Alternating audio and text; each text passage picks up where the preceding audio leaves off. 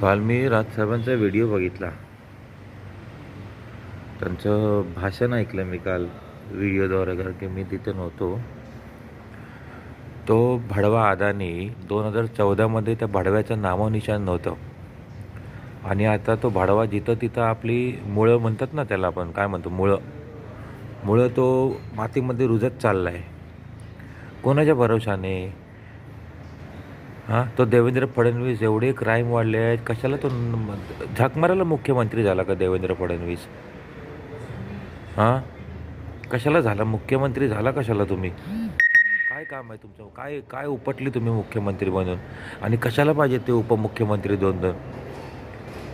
अरे, महाराष्ट्राच्या जनतेच्या हितासाठी पैसे खर्च करा ना. हे फालतूचे पैसे कशाला खर्च करता तुम्ही?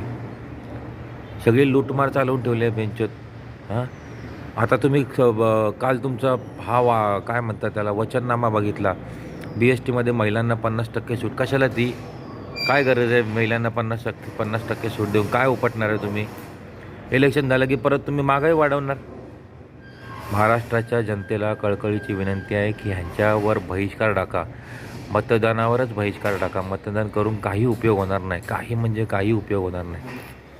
हे फक्त आपले लुटायची कामं करणार, बाकी काही करणार नाही. महाराष्ट्राच्या जनतेला हे लोक वेटीस धरणार. आता राजसाहेब ठाकरेंनी काल एक बातमी दाखवली नवाकाळमधली. का हे बाकीचे भडवे पत्रकार काय झोपले होते का? काय त्यांची चॅनलला टाळे ठोकून आले ते? हां, कव्हरेज घ्यायला आले ना. बाकीच्या बातम्या का नाही दाखवत तुम्ही लोक? लादा वाटत नाहीत का तुम्हाला जरा पण, थोडे पण भडव्यांनो? हां, शी धुवा आहे तुमच्या जिंदगीवर.